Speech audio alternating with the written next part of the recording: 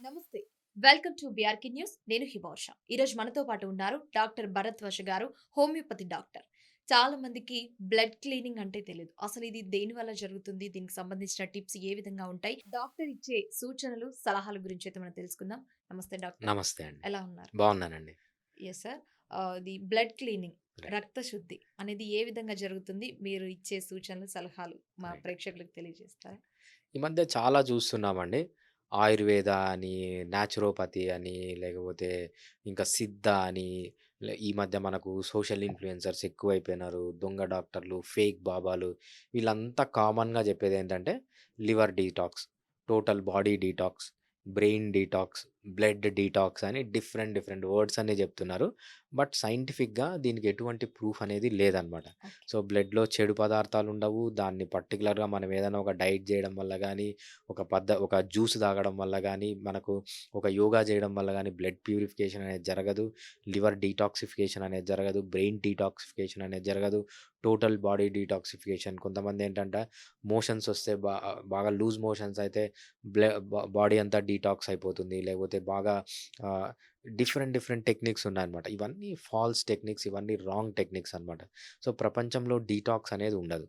Detox అనేదేంటంటే మనకేదన్నా chemicals లోపలికెళ్ళినా ఆ chemicals దూరంగా ఉండాలి. ఆ కెమికల్స్ దూరంగా ఉండడమే మనం చేసే డీటాక్స్ అన్నమాట. అంతే తప్పితే స్పెషల్‌గా ఈ బాబాలు, దొంగ డాక్టర్లు, అనువంశిక డాక్టర్లు, ఈ న్యాచురోపతి వాళ్ళు, ఆయుర్వేద వాళ్ళు చెప్పినట్లు డీటాక్స్ అనేది అసలెక్కడా ఉండదండి. మన బాడీ హెల్తీగా ఉండాలంటే మనము 5 బేసిక్ ప్రిన్సిపల్స్ పాటించాలి. మంచి డైట్ తీసుకోవాలి, బాగా నిద్రపోవాలి, బాగా ఎక్సర్సైజ్ చేయాలి, లైఫ్‌లో స్ట్రెస్‌కు దూరంగా ఉండాలి, ఆల్కహాలు, స్మోకింగు, అడిక్షన్స్ వీటికి దూరంగా ఉండాలి. ఇవి 5 బేసిక్ పిల్లర్స్. సో, మనం ఫుడ్ తినేటప్పుడు clean food, natural food, organic food తినాలి. సో, అప్పుడు మన బాడీలో కెమికల్స్ అన్నీ అబ్జార్ప్షన్ తక్కువుంటుందనమాట. అంతే గాకుండా మన బాడీలో ఎందుకు ఎక్కువ కెమికల్స్ ఎంటర్ అవుతున్నాయంటే, మనం చేసే పనుల వల్ల. ఇప్పుడు చూడండి, పొద్దున లేస్తున్నారు, హ్మ్. బ్రష్ నోట్లో పెట్టుకుంటారు. Brush plastic chemical. పేస్ట్ వేస్తున్నారు, పేస్ట్‌లో కెమికల్స్. వాటర్ తాగుతున్నారు కెమికల్స్. ఫుడ్ తింటున్నారు కెమికల్స్. వా గాలి పీల్చుకుంటున్నారు కెమికల్స్. ఇంత కెమికల్స్‌కు దూరంగా ఉండకుండా ఇవన్నీ చేస్తున్నారు. తర్వాత మేకప్‌లని, సెంట్‌లని, లేకపోతే హెయిర్ షాంపూలని, హెయిర్ కండిషనర్‌లని అంటే మొత్తం బాడీ అంతా కెమికల్స్‌తో నింపేస్తున్నారు. దాంతో పాటు మనం వేసుకునే బట్టలు మొత్తం పాలిస్టరే. పాలిస్టర్ అంటే ఏంటి? కెమికల్స్.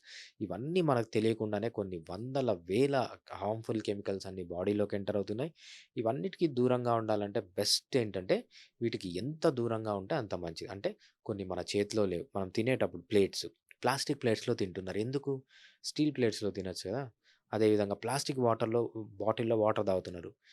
ప్రతిసారి ప్లాస్టిక్‌లో తాగకుండా వీలైనంత వరకు నార్మల్ వాటర్ తాగండి. సో, ఇంత న్యాచురల్‌గా అంటే మనం కొన్ని బెడ్ షీట్స్ ఒస్తున్నాయి. పాలిస్టర్ బెడ్ షీట్స్ ఎందుకు తీసుకుంటారు? కాటన్ బెడ్ షీట్స్ తీసుకోండి. మేబీ అది ఉతకడం గానీ, ఆరేయడం గానీ కష్టం ఉండొచ్చు. But they are good. So, ఇంకోటేంటంటే అల్యూమినియం పాత్రలు వాడడం. సో, వీలైనంత వరకు న్యాచురల్ ఫుడ్స్, మెడిసిన్స్ వాడితే అది ఈ కెమికల్స్‌కి దూరంగా ఉంటారు తప్పితే లివర్ డీటాక్స్ అని, బ్లడ్ డీటాక్స్ అని, బ్రెయిన్ డీటాక్స్ అని, టోటల్ బాడీ డీటాక్స్ అని ఇదంతా జస్ట్ టైమ్ వేస్ట్. దీని యూజ్‌లెస్ తప్పితే దాంట్లో ఎటువంటి నిజం అనేది లేదు. Yes sir. అంటే ఇప్పుడు దీనికి సంబంధించిన అంటే ప్రేక్షకులకు మీరిచ్చే సూచనలు, సలహాలు ఈ విధంగా ఉన్నాయని చెప్పారు. యాహ్! ముఖ్యంగా అంటే మనం మార్నింగ్ హ్మ్. లేచినప్పటి నుంచి అట్‌లీస్ట్ నైట్ వరకు ఏదో రకంగా ప్లాస్టిక్ కావచ్చు, రైట్. కలుషితమైన పదార్థాలు కావచ్చు, హ్మ్. ఎవ్రీథింగ్ హ్మ్. ఫుడ్ పరంగా కావచ్చు, మీరన్నట్లుగా హ్మ్. ఎయిర్ పరంగా కావచ్చు, ఏదో హ్మ్. రకంగా తీసుకుంటూ రైట్. ఉంటాం. అంటే కంప్లీట్‌గా దీన్ని అవాయిడ్ చేయడం అనేది ప్రేక్షకులతోనైతే చాలా అసాధ్యం అనే చెప్పవచ్చు. రైట్. అసలు దీనికి దూరంగా ఉండాలంటే ఏ హ్మ్. విధంగా మనం ఎలాంటి విధానాలు పాటించాలని చెప్పవచ్చు మరి? రైట్. ఇది ప్రేక్షకులకే గాదండి, చెప్పే డాక్టర్లకు గూడా సాధ్యం గాదు.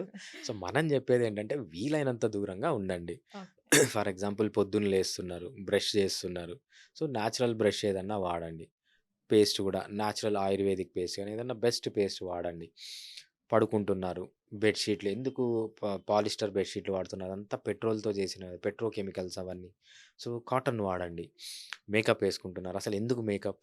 సో, యాంకర్‌లను గానీ, లేకపోతే సినిమా యాక్టర్‌లను గానీ మేకప్ లేకుండా ఎంకరేజ్ జేయండి. సో, వాళ్ళని మేకప్ ఏసుకోమని ఎందుకు ఫోర్స్ జేస్తున్నారు? మేకప్ లేకుండా. మా పాప ఉంది.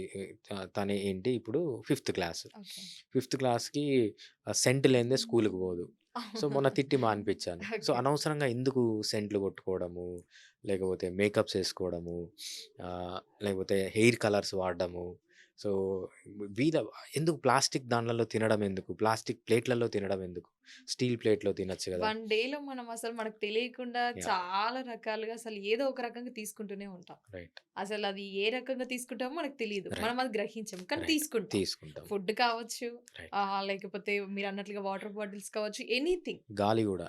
డెఫినైట్‌లీ ఆ! సార్. ఏదో ఒక రకంగా అది వెళ్తూనే ఉంటుంది. రైట్. అసల కలుషితం అవుతూనే ఉంటుంది. అవును. ఎయిర్ కూడా మనం పీల్చుకుంటాం. బట్ అంతే. ఇది కలుషితమైన ఎయిర్ అని చెప్పేసి మనం పర్టిక్యులర్‌గా హ్మ్. దాన్ని టెస్ట్ చేయడం కూడా జరగదు కదా సార్.